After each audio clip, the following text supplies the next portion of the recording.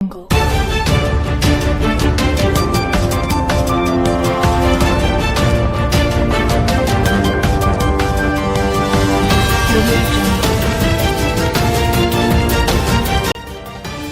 ሰላም ጤና ይስጥልኝ የታማኝ መረጃ ቻናል ተከታታዮች በየሰዓቱና በየዕለቱ የሚወጡ የተመረጡ አዳዲስ መረጃዎችን በየ3 ቀን ጠቅለል አድርገን በሳቢ መልኩ የምናቀርብበት የመረጃ ሰዓታችን ደርሷል። አብራችሁን ቆዩ። ቻናላችንን ሰብስክራይብ፣ ሼር እና ላይክ ማድረግ እንዳትረሱ።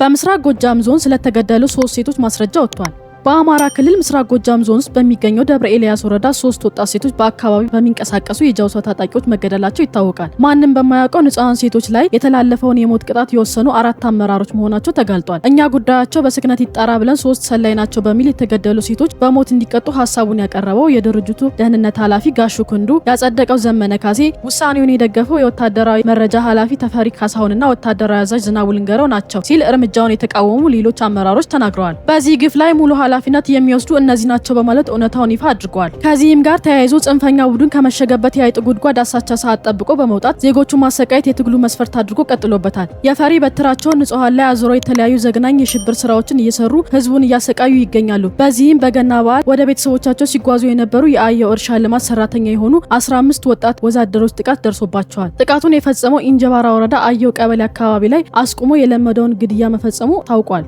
ከዚህም በተጨማሪ ላባደሮች እጅና እግራቸው በዘገናኝ ሁኔታ አስረው መረሸናቸው ተሰምቷል። ይህ በእንዲህ እንዳለ በአማራ ክልል በርካታ ዞን እንዲሁም ወረዳዎች ላይ በተደረጉ ህዝባዊ ውይይት ህዝቡ በቡድኑ የደረሰበትን ግፍ በስፋት ማውራት ይታወቃል። የህዝቡን ብሶት ከሰሙ በኋላ ቆም ብለው በትግሉ ስም ግፍ እየሰሩ ቡድኑን እያስወቀሱ የሚገኙ ማናቸው ብሎ ራስን ከመመርመር ይልቅ አስረስ ማረ በህዝቡ አላግጧል። የአዳራሽ ውስጥ ጩኸት አያስቆምም በማለት እታገልለታለሁ ለሚለው ህዝብ ያለውን ንቀት አሳይቷል። በተያያዘ መረጃ የቡድኑ ከፍተኛ አመራርና ልዩ ኮማንዶ አሰልጣኙ ሳሙኤል ባለድል ሚስት ታግታ መወሰዷ ተሰምቷል። ታጣቂዎቹ ለመልቀቅ 2 ሚሊዮን ብር እንደጠየቁባትና እሱም ራሱን ለማስለቀቅ እርምጃ መውሰድ እንደማያዋጣው ተረድቶ ብር ቀንሱልኝ እያለ እየተማጸነ እንደሚገኝ ተሰምቷል። በጫካ ያሉ ታጣቂዎች ለግል ኢኮኖሚ ጥቅማቸው የሚንቀሳቀሱ የህዝብ ጠላቶች መሆናቸውን ይህ በቂ ማሳያ ነው።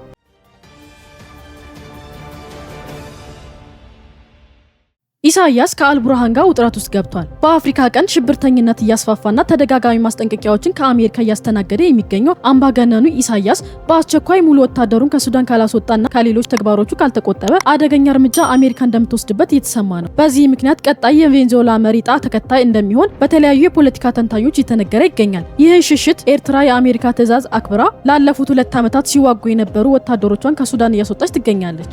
ኤርትራ ወታደሮቹን ብታስወጣም የሱዳን ወታደራዊ መንግስት በገባው ውል መሰረት ለኤርትራ ወታደሮች ክፍያ እየፈጸመ አይደለም። በዚህ ምክንያት በአልቡርሃንና በኢሳያስ መካከል ከፍተኛ ውጥረት ነግሷል። ይህን ውጥረት ለማብረድ የሱዳን ፋይናንስ ሚኒስትር ዶክተር ጅብሪል ኢብራሂምና የባህል ሚኒስትሩ ካሊድ ወደ አዲሃሎ ቤተ መንግስት አቅንተው ለማስማማት ሙከራ አድርገዋል። የእርቅ ጥረታቸው እንዳልተሳካና የኤርትራ መንግስት ክፍያውን ካልፈጸመ የአልቡርሃን ጦር ላይ እርምጃ ወስዳለሁ ማለቱ ተሰምቷል። ይህም ለሐምዳን ዳጋሎ ከፍተኛ የአሸናፊነት ድል በቀላሉ እንዲጎናጸፍ የሚያደርገው እንደሆነ እየተነገረ ይገኛል። በተጨማሪም አምባገነኑ የኤርትራ መንግስት የእስራኤል ዙሪያውን ማንዣበብ ከፍተኛ ፍርሃትና ጭንቀት ውስጥ ከቶታል።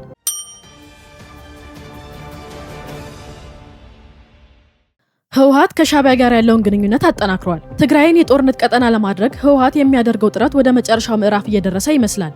ከቀናቶች በፊት ማለትም ታህሳስ 22 2018 ዓ.ም ጽንፈኛው የህወሓት ቡድን የላካቸውን ብዛታቸው 13 የሚሆኑ ምንም ጭነት ያልያዙ ተሽከርካሪዎች በሌሊት በዛላምበሳ በኩል ወደ ሰንአፌ መጓዛቸው ታውቋል። በማግስቱ ታህሳስ 23 2018 ዓ.ም ከቀኑ 9 ሰዓት ላይ ሁሉም ተሽከርካሪዎች የጦር መሳሪያዎች ይሆናሉ ተብለው የተገመቱ ቁሶችን ጭነው ተመልሰዋል። ይህም ቡድኑ ቀደም ሲል ከቀበረው አውጥቶ ወደ ኤርትራ አጉዟቸው የነበረው መሳሪያዎች ለሚከፍተው ጦርነት መልሶ ቦታ እያስያዘ መሆኑን ፍንጭ የሚሰጥ ነው። ስብስቡ ከሻዕቢያ ጋር ያለውን ግንኙነት በብዙ መልኩ አጠናክሯል። ትግራይ ላይ ጦርነት ለማስነሳት ቆርጧል። ለአብነትም ወጣት ፊሊሞን ገብረ ህይወት አረመኔው ህወሓት ከሰወረው 142 ቀናት አስቆጥሯል። ከፊሊሞን መታፈን ጋር ተያይዞ የህወሓት አፈቀላጤ የነበረው ብርሃን ገብረ ጊዮርጊስ ሚስጥር አጋልጧል። ብርሃነ ፊሊሞን ትግራይን የሻዕቢያ ግዛት ለማድረግ ሌት ተቀን የሚታትር ጽንፈኛው የህወሓት ቡድን ለኢሳያስ አሳልፎ መስጠቱ እና ኤርትራ ላይ ታስሮ እንደሚገኝ ገልጿል። በተመሳሳይ የትግራይ ህዝብ ራሱን ከጨቋኙ አገዛዝ ነጻ ለማድረግ ተቃውሞ ጀምሯል። በተለይ ተፈናቃዮች በቀድሞ ህወሓትና ጊዜያዊ አስተዳደሩ ላይ የሚያሰሙት ተቃውሞ ከፍተኛ ደረጃ ጨምሯል። ከዚህ ቀደም ተቃውሞውን አስነስታቸዋል በሚል የታፈኑ ተፈናቃዮች በአስቸኳይ የማይፈቱ ከሆነ ከፍተኛ ንቅናቄ እንደሚያደርጉ በሽሬ የተፈናቃይ ካምፕ ውስጥ የሚገኙ ንጹሃን ማስጠንቀቂያ ሰጥተዋል። ህወሓት የትግራይ ህዝብ ላይ እንደሚፈልገው የሚሆንበት ጊዜ አብቅቷል።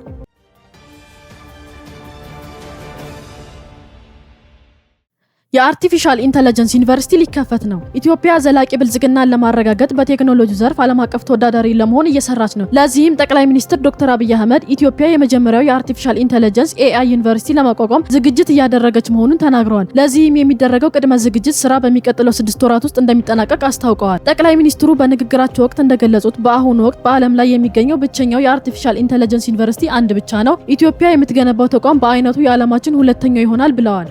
ዩኒቨርሲቲው በብዛት ሳይሆን በጥራት ላይ እንደሚያተኩሩም ተገልጿል። በአጠቃላይ 1000 ተማሪዎችን ብቻ ተቀብሎ በማስተማር በዓለም አቀፍ ደረጃ ተወዳዳሪ የሚሆኑ ምሩቃንን ለማፍራት ያለመ ነው። ተቋሙ አህጉራዊ እይታን በመያዝ ለእያንዳንዱ የአፍሪካ ሀገራት 2 ተማሪዎችን በመመደብ የላቀ የኤአይ ስልጠና እንደሚሰጥ ተገልጿል። በሀገር ውስጥ የሚገቡ ተማሪዎች ከፍተኛ ፉክክር የሚያደርግ ሲሆን ከአመልካቾች መካከል ምርጥ የተባሉ 2% ብቻ እድሉን ያገኛሉ። ዩኒቨርሲቲው መንግስት በ2020 ካቋቋመው እና በጤና በግብርና እንዲሁም በትምህርት ዘርፎች ላይ ኢትዮጵያ በዘርፉ የአፍሪካ ማዕከል ለማድረግ ያለመ እንደሆነ ተጠቁሟል።